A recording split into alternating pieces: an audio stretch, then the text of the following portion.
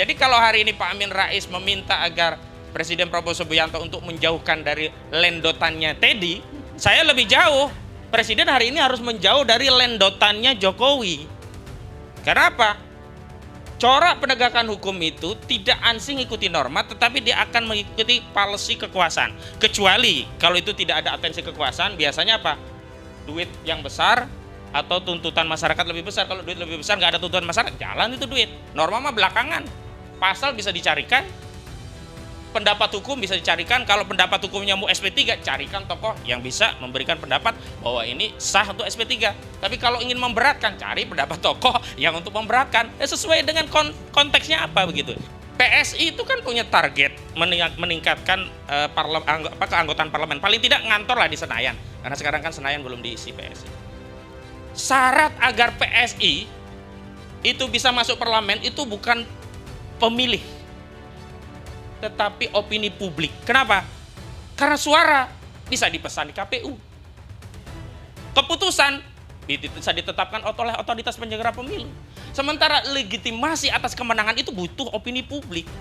Manakala opini publik itu melihat PS ini partai pemecah belah, bukan hanya pemecah belah kelompok Islam, bahkan non-Islam pun diadu domba, maka ketika upaya untuk curang dengan memesan suara di KPU, kemudian dilegitimasi oleh otoritas pemilihan, itu tidak akan mendapatkan legitimasi dari rakyat. Dari mana suara itu?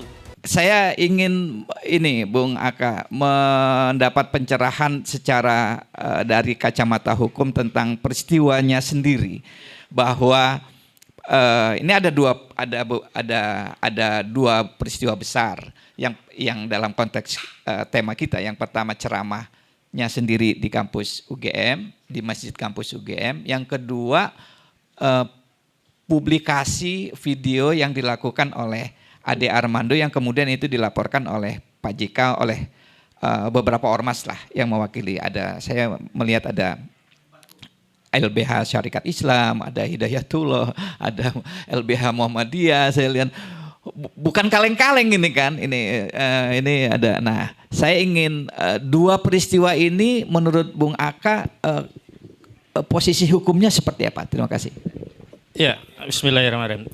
Saya meneruskan apa yang disampaikan oleh Bung Budi tadi. Menarik ini. Saya punya pandangan yang sama bahwa tonggak persoalan yang hari ini mendera PSI, dan hari ini saya lihat PSI sibuk membuat tanggul, mengkanalisasi isu agar isu ini terindividualisasi hanya kepada Grace, hanya kepada Ade Armando, dan bahkan Ade Armando diminta mundur, Grace tidak diberi bantuan hukum oleh PSI. Ini adalah kekhawatiran dampaknya akan memeloroti elektabilitas PSI termasuk Jokowi begitu. Jadi ditanggul seolah-olah selesai di Grace dan juga di Ade Armando. Tapi memang perdebatan ini, persoalan ini muncul ketika ada permintaan Pak JK agar Saudara Joko Widodo itu menunjukkan ijazahnya, karena sebelumnya JK merasa dia diadu domba dengan persoalan dia dituduh memberikan 5 miliar di isu perjuangan melawan ijazah palsu Joko Widodo. Saya pun sudah membantah itu karena kami tidak pernah berhubungan dengan Pak JK. Kami berjuang memang mandiri. Roy Suryo saya pastikan memang nggak ada aliran dana itu. Nah, dari titik itulah kemudian ada serangan yang sangat brutal menurut saya untuk seorang wakil presiden periode 10 dan periode 12 diperlakukan seperti kita-kita. Kalau kita-kita biasa lah diperlakukan seperti itu. Tapi seorang tokoh seperti JK kok diperlakukan seperti itu, brutal sekali. Maka saya melegitimasi sikap dan pandangan Pak JA untuk marah dalam konteks perkara ini.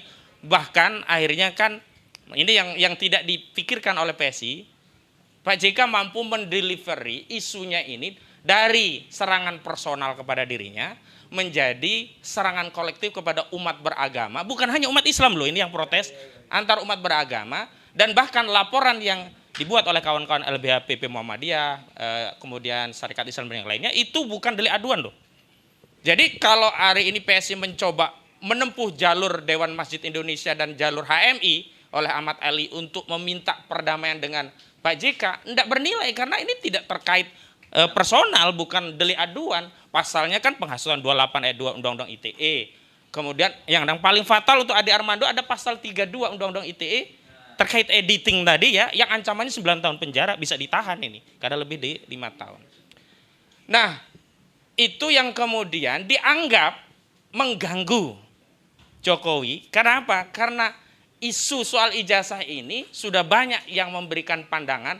Bahkan seorang Wapres ke-10-12 juga meminta untuk menunjukkan. Dan ini dianggap sebagai serangan politik. Padahal motif Pak JK kan dia meyakini ijazahnya asli karena dia pernah mendampingi sebagai Wapres. Wajar dong tunjukkan biar selesai. Tetapi sikap dari Jokowi dari Sulut berbeda. Dia merasa JK ini seperti yang lainnya menuduh dirinya ijazahnya palsu, maka dia menggunakan template adagium lamanya. Katakanlah demikian ya. Siapa yang menuduh, dia yang harus membuktikan. Saya hanya akan menunjukkan nanti jika ada permintaan hakim di pengadilan. Ini kan tuduhan seolah-olah JK menuduh ijazahnya. Padahal latarnya, motifnya berbeda begitu. Jadi sekarang ini seluruh rakyat baik yang percaya ijazah itu palsu atau ijazah itu asli sebenarnya sama. Keduanya ingin tahu kebenaran ijazah itu dan ada metode yang paling sederhana yang bisa ditempuh yakni dengan menunjukkan ijazahnya. Makanya saya di berbagai media saya sering sampaikan Saudara Joko Widodo ini menempuh jalan yang panjang, yang melelahkan untuk meyakinkan publik bahwa ijazahnya asli. Tetapi jalan itu yang pernah ditempuh itu terbukti gagal untuk meyakinkan publik. Contohnya apa? Bambang Tri dan Gus Nur. Setelah keduanya masuk penjara gara-gara ngulik ijazah, apakah kemudian publik jadi yakin ijazahnya asli dengan dalih, oh sudah ada yang di penjara gara-gara ngulik ijazah gitu. Nah terkait kasusnya, yang sulit itu begini. Ketika isu ini sudah mampu didelivery menjadi isu publik dan kekuatan deliknya bukan delik lagi, delik aduan, maka JK kalaupun didatangi oleh Ahmad Ali gampang saja JK menjawabnya. Oh urusannya bukan dengan kami, karena itu bukan laporan saya.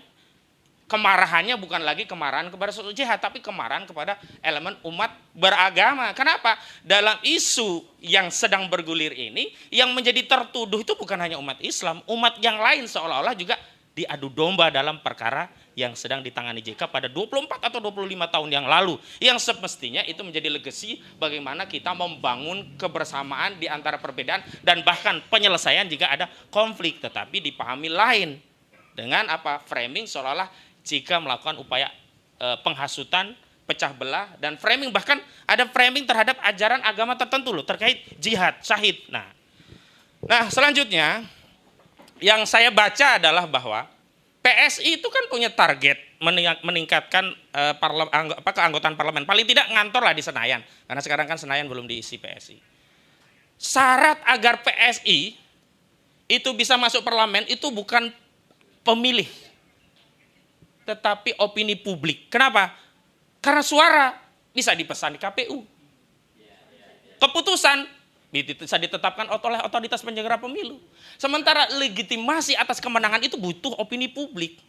Manakala opini publik itu melihat PS ini partai pemecah belah, bukan hanya pemecah belah kelompok Islam, bahkan non-Islam pun diadu domba, maka ketika upaya untuk curang dengan memesan suara di KPU, kemudian dilegitimasi oleh otoritas pemilihan, itu tidak akan mendapatkan legitimasi dari rakyat. Dari mana suara itu?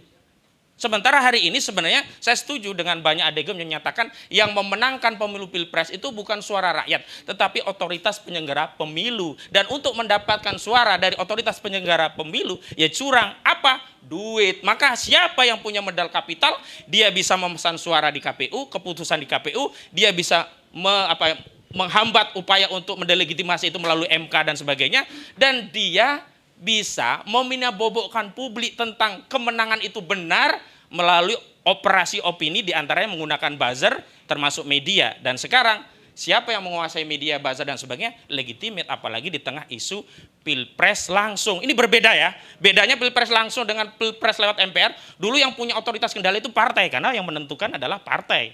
Suara MPR itu tergantung suara pimpinan partai. Hari ini apa? Seolah-olah suara rakyat, tapi sebenarnya adalah opini umum rakyat, dan kemudian keputusan itu bisa dipesan melalui otoritas. Baru tahu ini saya Bung Aka kalau ternyata suara itu bisa dipesan di KPU, baru tahu saya ini kan. Tapi itu nanti tema lain, itu mungkin Pak Produser ya minggu depan atau 2 minggu lagi itu tema sendiri itu bahwa suara itu bisa dipesan. Baru tahu saya dari Bung Aka, ya kan, demi Tuhan saya baru tahu. Nah lagi soal ini sebagai seorang praktisi hukum, Anda tentu punya pandangan hukum. Dan barangkali juga punya saran kepada APH, dalam hal ini polisi yang sudah menerima laporan dari Ormas terkait baik Ade Armando. Kalau yang itu sebelah itu kelihatannya sudah dibatalkan ya laporan ke Pak JK.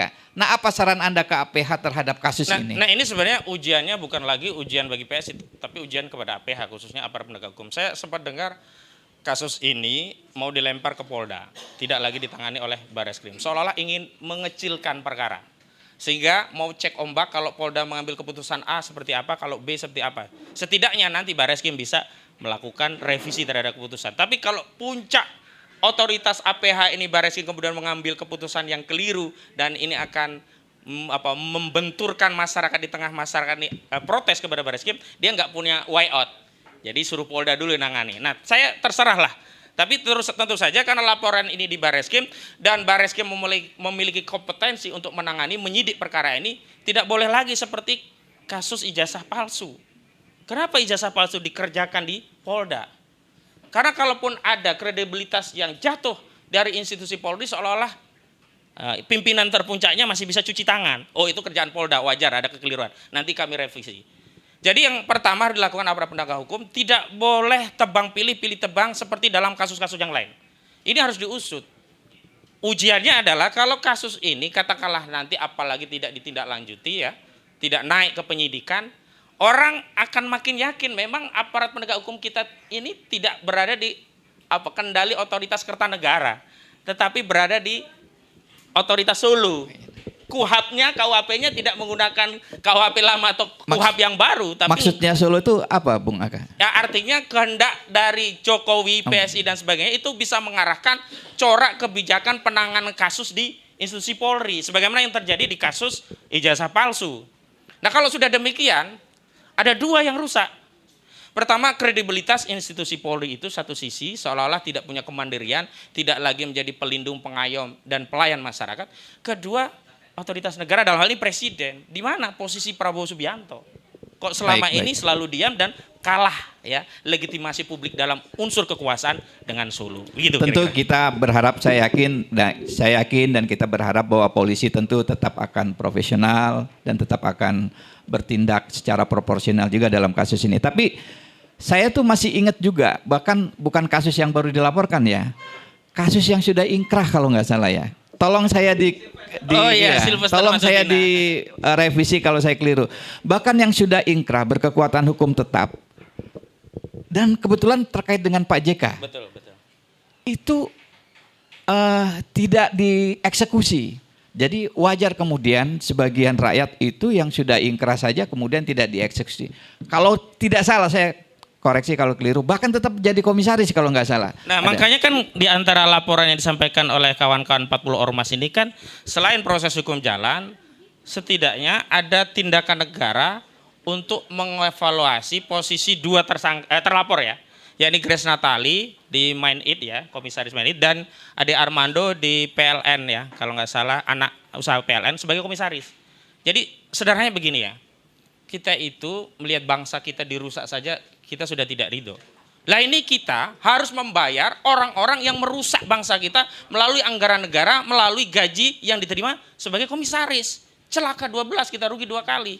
Dan tuntutan itu sekarang sedang bergulir. Jadi sebelum proses hukumnya, proses politiknya harus dilakukan. Ya ini apa? Dengan mencopot. Dan ini tidak perlu ada dasar kesalahan. Tanpa kesalahan pun penggantian komisaris itu biasa. Apalagi sekarang ada masalah ini. Saya kira kalau itu saya bisa cerita urusan pribadi. 2014 saya tersangka, 2014 saya dinyatakan tersangka dan ketika menjadi status tersangka posisi saya sebagai komisaris BUMN langsung dicopot. Jadi saya sudah memberi contoh baik lah gitu. Kalau tersangka ya dicopot lah statusnya. Bung Aka, case ini bagaimanapun juga tadi ada kerangka hukumnya. Kerangka hukum tadi Anda sudah bercerita juga bahwa ini sebetulnya bukan delik aduan absolut tapi pidana umum. Nah, tapi kita juga paham bahwa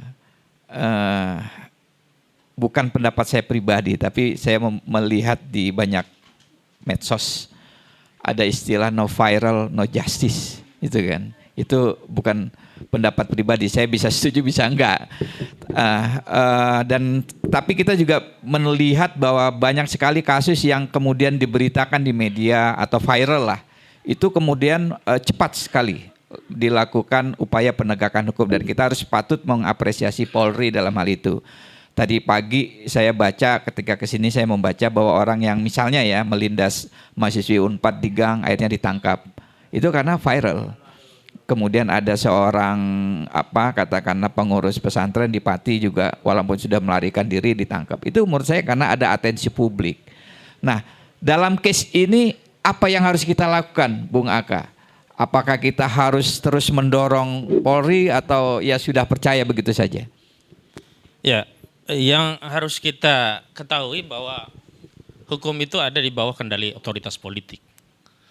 Jadi adagium kedaulatan hukum itu sebenarnya ada dalam tataran konstitusi, teori, tetapi dalam aplikasi tetap otoritas tertinggi adalah otoritas politik. Karena norma hukum satu hal, sementara kebijakan penegakan hukum itu tunduk pada kebijakan politik. Kalau dikatakan no viral no justice, yang sudah viral pasti cepat diproses, enggak juga, tergantung motif kekuasaan seperti apa. Contohnya ijazah palsu udah setahun lebih nih, gitu-gitu doang bolak-balik saja. Berkas sudah segini. Kenapa? Karena ada kehendak politik yang punya target yang berbeda dengan masyarakat. Kalau masyarakat kan ingin kasus itu segera terungkap, yang palsu ya jelas palsu, yang asli ya segera asli kalau memang asli tapi ya. Tapi kan kita membaca target politiknya adalah menekan kelompok-kelompok yang meneliti ini palsu agar dia melemah, berdamai, dan sowan ke Solo. Dan itu sudah terbukti beberapa bisa dijatuhkan dan akhirnya mengakui itu asli. Bukan karena penelitian, bukan karena putusan pengadilan, tapi karena kalah dengan ancaman. Jadi situ kita bisa membaca bahwa organ kekuasaan telah menggunakan institusi kepolisian untuk menekan pihak yang lain agar mengakui keaslian itu, dan harapannya memang semua kalau bisa itu restoratif justice, damai, dan dengan perdamaian itu diakui ijazah itu asli. Tapi kan faktanya perlawanan ini terus. Nah, di kasus ini kita akan melihat apakah atensi kekuasaan akan mengadopsi peristiwa kasus ijazah palsu. Kalau itu yang terjadi, kasus ini nggak akan cepat diproses, lama. Tunggu biar ada terjadi perdamaian antar para pihak, dan tentu perdamaian dimaksud mengikuti intensi kekuasaan itu kemana. Dan kekuasaan itu ada dua ya. Yang pertama ada kekuasaan formal yang mereka punya otoritas jabatan hari ini.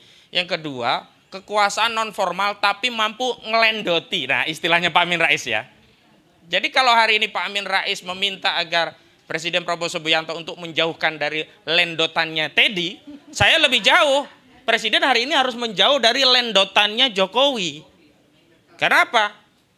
Corak penegakan hukum itu tidak ansih mengikuti norma, tetapi dia akan mengikuti policy kekuasaan. Kecuali kalau itu tidak ada atensi kekuasaan, biasanya apa? Duit yang besar atau tuntutan masyarakat lebih besar. Kalau duit lebih besar nggak ada tuntutan masyarakat, jalan itu duit. Norma mah belakangan. Pasal bisa dicarikan, pendapat hukum bisa dicarikan. Kalau pendapat hukumnya mau SP3, carikan tokoh yang bisa memberikan pendapat bahwa ini sah untuk SP3. Tapi kalau ingin memberatkan, cari pendapat tokoh yang untuk memberatkan. Sesuai dengan konteksnya apa begitu. Nah, saya melihat ujian dari institusi kepolisian adalah yang pertama, institusi kepolisian dalam ini Barreskrim ya, tidak mendelivery kasus ini ke Polda.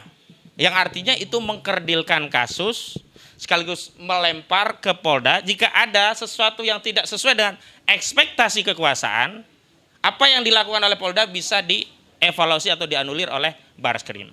Beda kasusnya kalau ini langsung tangani polisi di Barreskrim, tetapi bertentangan dengan kehendak publik, nggak ada exit strategi untuk melegitimasi. Karena kekuasaan termasuk institusi negara itu juga selain dia bicara tentang motif kekuasaan terhadap upaya penegakan hukum itu condongnya kemana, dia juga tetap akan ingin reputasi institusi itu tetap bagus.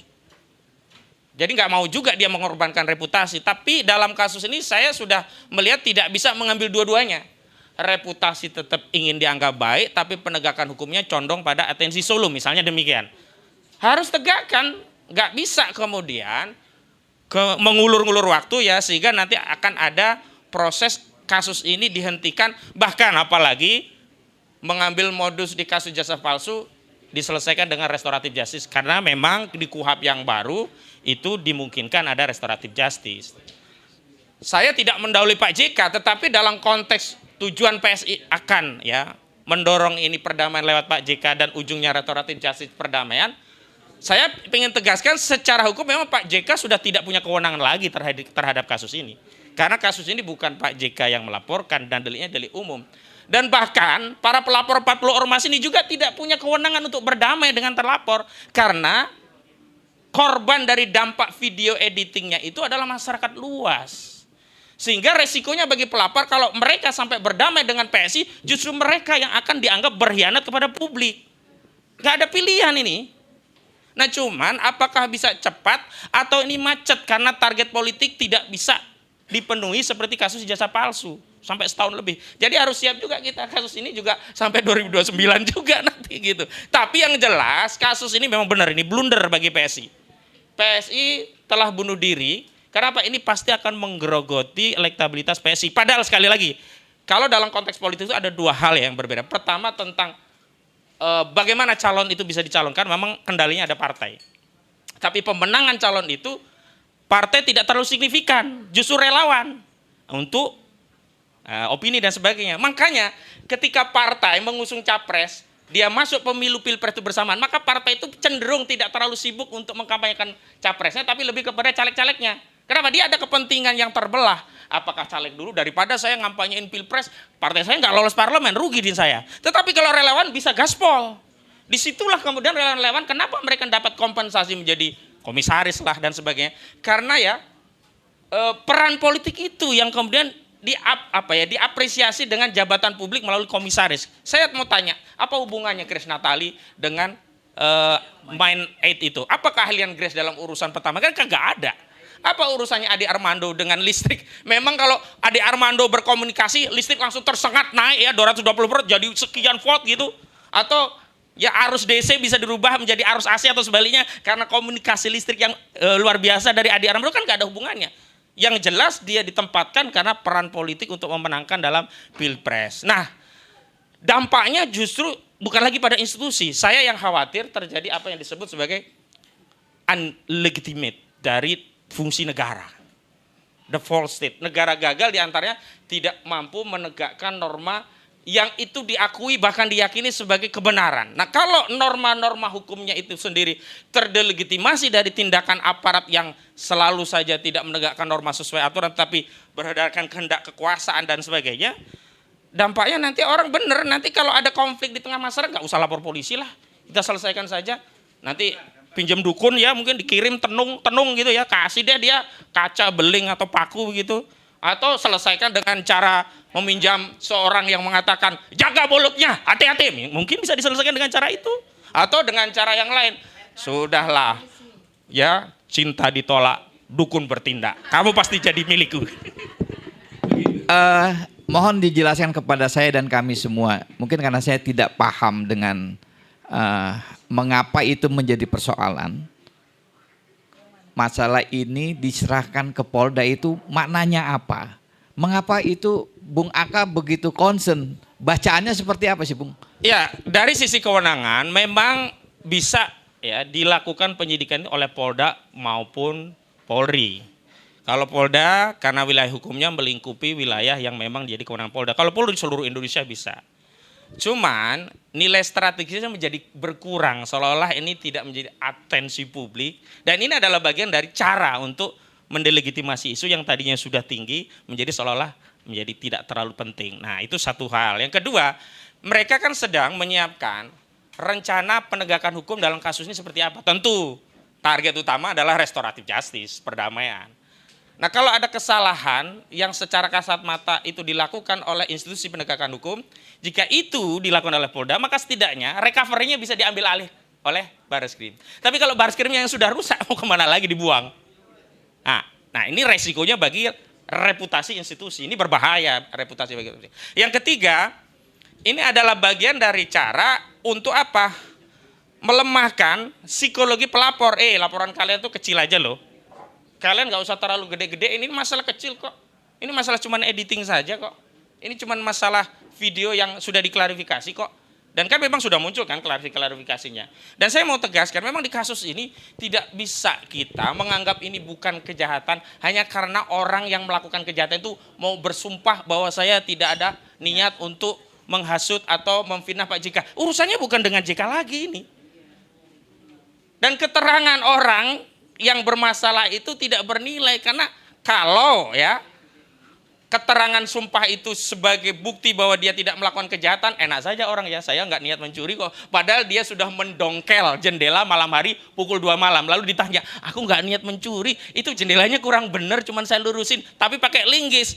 Nggak bisa apa yang disampaikan Ade Armando. Kenapa? Ada teori-teori hukum yang bisa mengkonfirmasi ada niat jahat. Baik dengan sadar sebagai maksud, sadar kepastian, atau sadar kemungkinan. Malam hari mencongkel jendela dengan linggis, gak mungkin, gak ada niat untuk nyuri. Terus alasannya apa? Oh, ini saya mau memperbaiki jendela. Sederhana, suatu kita ini teori di orang-orang hukum udah biasanya. Ada yang disebut dengan sadar kemungkinan. Ada orang mengirim kue tart yang akhirnya yang berdampak meninggal itu adalah seluruh tamu yang makan kue tart. Dia bilang, aku niatnya cuman yang ulang tahun kok, mau bunuh dia, enggak semua tamu-tamu. Dia harus paham, ada sadar kemungkinan bahwa kue tart itu juga akan dikonsumsi bukan hanya yang berulang tahun, tapi juga seluruh masyarakat. Dan Ade Armando, dia harus paham, ada sadar setidak-tidaknya kemungkinan umat Islam dan umat beragama yang lainnya akan marah dengan apa yang dilakukan oleh Ade Armando. Enggak bisa dia buang badan, oh saya tidak ada niat. Dan memang ya, ada upaya mensimplifikasi dan mempersonifikasi bahwa urusan kasus ini hanya urusan Ade Armando, Grace, juga satu Abu Jada dengan personifikasinya Yusuf Kalla. Padahal ini bukan. Karena yang melapor bukan Yusuf Kalla, dan objek yang membuat kita semuanya gaduh ini kan seluruh umat publik. Bahkan saudara-saudara kita yang non muslim juga ikut angkat suara terkait ini. Berbeda loh, dulu Ahok saja ya, yang hanya satu agama katakanlah begitu, itu juga membuat gaduh dan memang harus sampai ke pengadilan. Apalagi hari ini yang disinggung bukan hanya umat Islam terkait ajaran Islamnya, termasuk orang-orang non muslim, seolah-olah apa yang dilakukan ini membenarkan terjadi pecah belah pada saat itu yang dilakukan oleh JK. Padahal saat itu konstruksinya JK itu blambir. Akan menarik istilahnya saya Didu. Ini mereka mau membakar blambir, ya, membakar pemadam kebakaran yang dulu sudah terbukti bisa mendamaikan peristiwa di 24 atau 25 tahun yang lalu. Itu pembacaan saya. Dan terakhir, ini yang menurut saya harus katakan ini jadi ultimatum. Meminjam ultimatum yang juga disampaikan sama oleh Pak Din Samsudin. Pak Din kan dalam sebuah acara di Partai Umat mengultimatum polisi jangan mempersoalkan orang yang mengkritik ijazah. Harusnya yang diduga palsu itu yang diproses. Termasuk dalam kasus ini juga begitu. Polisi tidak boleh terlalu melayani kepentingan pihak terlapor. Yang tentu dia akan mencari way out, exit strategi. Secara hukum, pasti exit strateginya adalah restoratif justice, perdamaian. Justru polisi segera fokus untuk memeriksa bukti-bukti saksi-saksi dan pihak-pihak untuk melengkapi unsur-unsur pidananya. Pasal 32-nya Ade Armando ya melakukan editing tidak dibandingkan. Video aslinya berapa menit? Misalnya 1 jam. Lah video yang Ade Armando berapa? Cuman beberapa menit. Itu terbukti tuh unsur editing. Cari ahli ITE. Apakah tindakan ini termasuk editing? Oh iya, kalau nggak diedit nggak bisa 1 jam berubah jadi 2. Kemudian dia menyebarluaskan nggak? Dia lihat ada di mana. Oh ternyata iya, ada di platform sosial media. Itu bisa diakses publik tidak? Iya bisa diakses. Oh itu unsurnya terpenuhi. Kemudian cari keterangan dari Pak Yusuf Kalla. Niatnya seperti itu enggak? Apa seperti yang disampaikan oleh Ade Armando? Oh tidak. Oh berarti memang ini ada niat memecah belah. Terpenuhi unsur-unsur pasal 28 ayat 2 Undang-Undang ITE. Junto 45 ayat 2 ITE tentang menyebar kebencian dan permusuhan berdasarkan suku, agama, ras, dan antar golongan. Nah lanjutannya apa? Lanjutannya adalah polisi segera mengupdate kasus ini tentang perkembangannya. Agar apa? Agar kepercayaan publik menjadi yakin polisi tidak menangani kasus Ade Armando CS ini seperti menangani kasus ijazah palsu. Baik. Begitu.